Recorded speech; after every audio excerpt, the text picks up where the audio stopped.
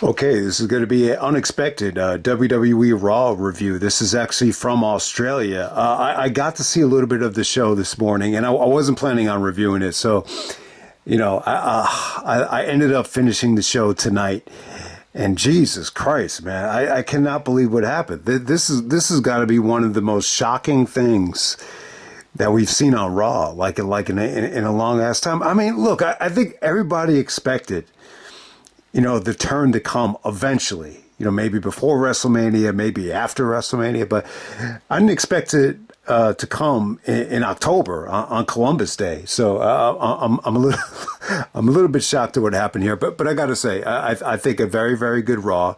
I think the crowd was incredible tonight. Even if they didn't do the turn, I would have said, this is a really, really good night, for the Visionary and for Seth, just by the way it ended, the beatdown and everything. But they took it up an extra notch. They gave you something really, really unpredictable. We actually have CM Punk, Jey Uso, and LA Knight in the main event here, but we'll get to it in a second. So I'm going to try to backtrack here. I think the first thing of the night, they had Seth open up the show with the stable, with the championship, bragging about how he got the job done by himself. So if you notice, this was very noticeable.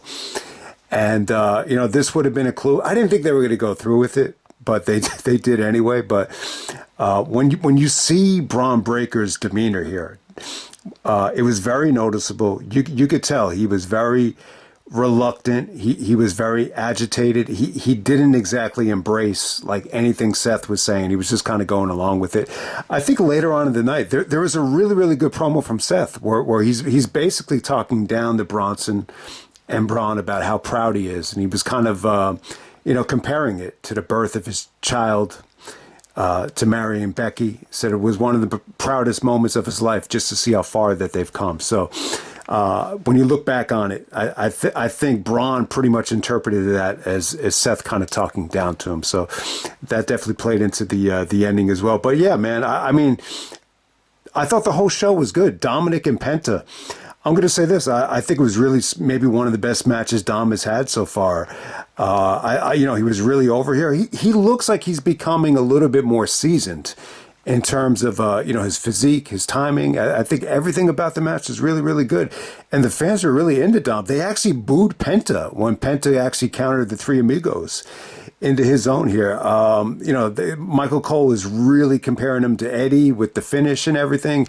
He was able to kind of hijack a hammer and, hide it from the referee. He actually busted out a 619 here. So, yeah, I think Dominik and PENTA, I thought it was really good. I would actually say that was the match of the night, but it's close, though. Rhea Ripley and Kairi Sane, really good stuff. Awesome stuff. I gotta say, probably the best singles match I've seen Kairi Sane have. I think Rhea had a tremendous weekend. I just think she looks awesome in the ring. The crowd was really behind her. You had Io out there, you had Asuka out there. So this was a really, really good follow up to the great tag match they had last weekend. Definitely Bronson and Jimmy Uso was just kind of filler. Jay actually came out after this thing to help Jimmy. And, you could see a little bit more of the frustration and a little bit more attitude from Jay, kind of foreshadowing of a possible heel turn. I mean, it'll be tough to turn Jey Uso heel because his entrance and the merchandise is so over the top. Bayley and Lyra actually teamed up to take on the Judgment Day of, Raquel and Roxanne. I thought it was a pretty good match. I think the interactions between Lyra and Bayley were really, really good, especially when Lyra slapped Bayley.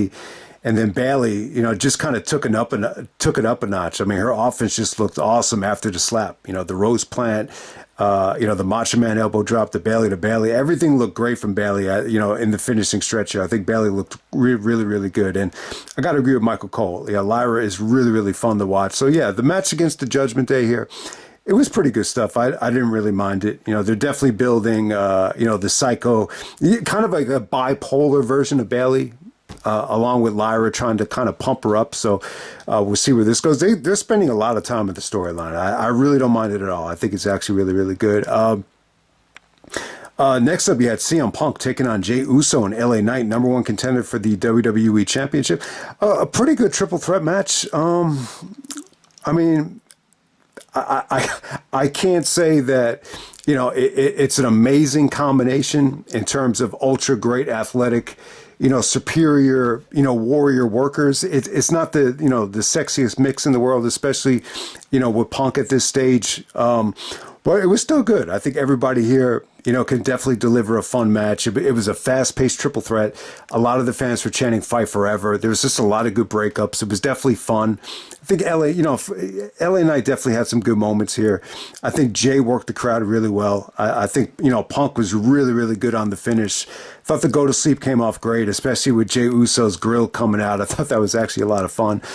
So Punk is actually the number one contender against Seth. So I don't know when this match is going to happen. I mean, it could possibly happen, on Raw, maybe a couple weeks from now. There's a Saturday night's main event in Utah coming up on November 1st, so it could happen there. I'm assuming the November 1st spot is where the match is going to happen. We've never seen Punk and Rollins for the world title. You could definitely be looking forward to that. By the way this ended, Seth comes out, Breaker's just spearing the shit out of everybody. He spears Jey Uso. He spears LA Knight. He gets into the ring. He spears Punk. Looks like they're going to do a big celebration with the Visionary. And then out of the fucking blue, Braun Breaker just spears Seth Rollins. And it's a shocking moment. And he comes up to Bronson. He's like, "You're either with me or against me." And then the show goes off the air with Paul Heyman embracing Bronson and Braun together and taking the title and holding it up, and Seth is just laid out there. So it's a little bit weird, man. It's a little bit weird, especially with Punk winning the number one contendership. But look, man, I've said it time and time again. I just don't feel like I'm in the mood, to see Seth Rollins, captain another stable. I mean, we've been seeing it since the Shield days. You saw it over the pandemic. I mean, how many different fucking stables has Rollins been associated with over the years? I just have no patience to see it. So I'm glad that they pulled an audible here. I thought maybe down the road, you could build up to Braun Breaker, turning on Seth. I mean, that made all the sense in the world. I just didn't expect it to happen here. But the fact that it did happen here, I think is a breath of fresh air. I think it makes everybody excited. I think everybody has a lot of, anticipation to see what Braun Breaker can do. I mean, look, I don't think he's going to be Brock, where he's going to be main eventing, every WrestleMania up until WrestleMania 26, the way they predicted with Lesnar at WrestleMania 18, that type of thing. But yeah, I mean, Breaker is the potential, the upside is just unbelievable. But it kind of leaves you scratching your head because, obviously Rollins is still a heel. Because they're with Heyman, Bronson and Breaker are going to still be heels. So it's really, really, it's very, very different. This feels very, very just like, wow, like that. I think they felt the need just to say, fuck this. We're just going to shake things up. But the important thing is, you're going to be getting Punk and Rollins for the World Championship. I would say this. I think because of the turn, I think this possibly opens the door for Punk to actually take this championship. But man, awesome night. A great Raw. I got to say, the feeling that I got, on the opening of the show and even as the show closed, it felt, this felt big time, compared to, some of the last Raws I think we've seen over the last couple of months. So I'll just end it right there. That's Raw from Australia, and I'm out.